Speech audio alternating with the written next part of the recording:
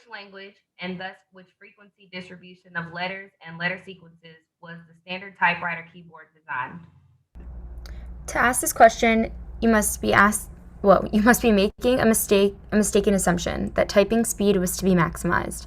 The real danger with early typewriters was that operators would hit successive keys too quickly, thereby crashing type bars into each other, bending connecting wires, and so on. So the idea was to slow the operator down by making the most common letter sequences awkward to type. This surely, this is surely not right. These technological limitations have long since vanished. Yet the keyboard is still as it was then. All right, so what is Bernard's conclusion to you? That what Cora is saying isn't right. Yeah, and what is this referring to, Sabrina? When it says this is surely not right. Is it that the idea was to slow the operator down by making Yes. most common? Yeah. So we're saying to slow the operator down by making it awkward is not right, because these technological limitations have long since vanished and the keyboard is the same as it was then. There's a big flaw here. And then our question says, which of the following, if true, could be used by Cora to counter Bernard's rejection? So I want everybody to put their prediction of the chat. If you were Cora, how would you respond to Bernard and point out his flaw? Okay, so what Bernard originally asked at the top is, what was we have random, I've wondered this before, like, who came up with the keyboard? I'm like, why did they do it the way that they did? So I actually thought this stimulus was interesting. Like, why did they design it? And then but the question is, he asked, and thus which frequencies design, or for which language? So he asked the wrong question. He says, she's like, you're wrong about even asking what language it is. The reason that it was developed the way that it was to actually slow people down, because whenever we were using the operating system, there would be like crashing type bars and there would be errors there, and so we try to slow people down.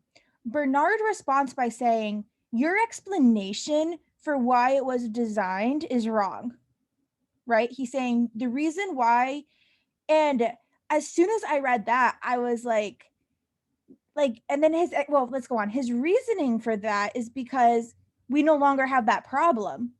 And I'm like, well, just because we no longer have that problem, does it mean that that's not the reason why it was invented? Did anybody else catch that flaw originally?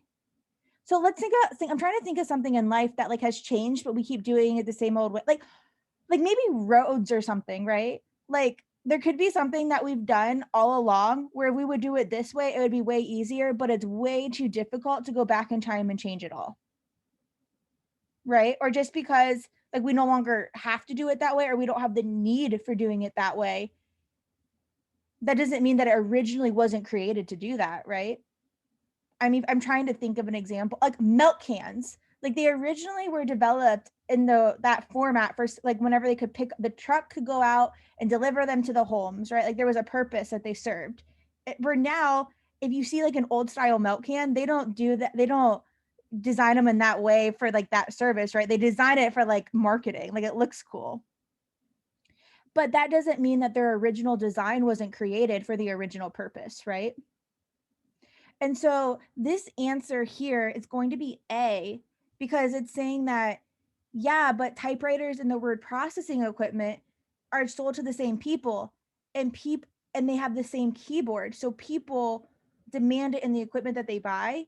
And so it's like, yeah, but people still want, like, it's not that she rebuttals it by saying, no, we don't have that need, but people still want that keyboard. Do we see why A is the correct answer? All right, so B says typewriters have been superseded in most offices by word processing equipment, which was inherited the standard keyboard from typewriters. So this is saying that word processing equipment came before typewriters, And they have, this doesn't explain why it hasn't changed though, like why the keyboard hasn't changed. C says the standard keyboard allows skilled operators to achieve considerable typing speeds, though it makes acquiring such skills relatively difficult. Like that doesn't like that would be more on Bernard's side, right? He's like, yeah, you can get to considerable, but it's difficult. D says a person who has learned one keyboard layout can readily learn to use a second one in place of the first, but only with difficulty learn to use a second one alongside the first.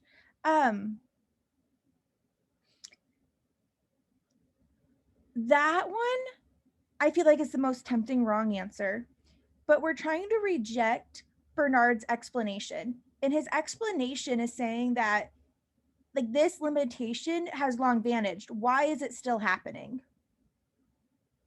And so the fact that A is saying that once you learn this keyboard, it can be difficult, but it, like, why wouldn't we change it and make it easier for people in the future? Like, or why don't we have both? Like, why don't we have two keyboards, one for the old folks and one new one that's super fast and better?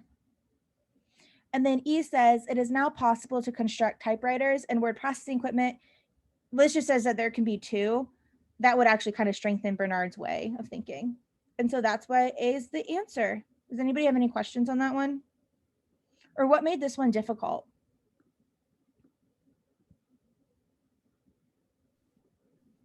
I think for me, it was like you maybe not picking up on the flaw right away and what Bernard was kind of arguing.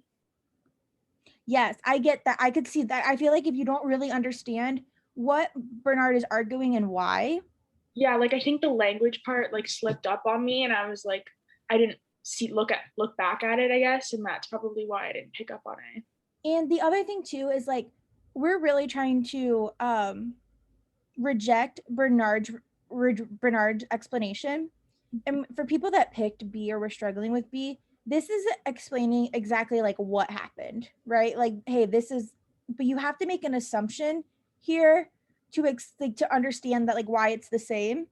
Where A actually gives us a reason of why, like why this is like why it's still as it is. Then we explain it. A does. I'm sorry, I drew a line from the wrong answer. Were there any other answers? I feel like a lot of people were struggling with D. Did my D explanation make sense? Okay, cool.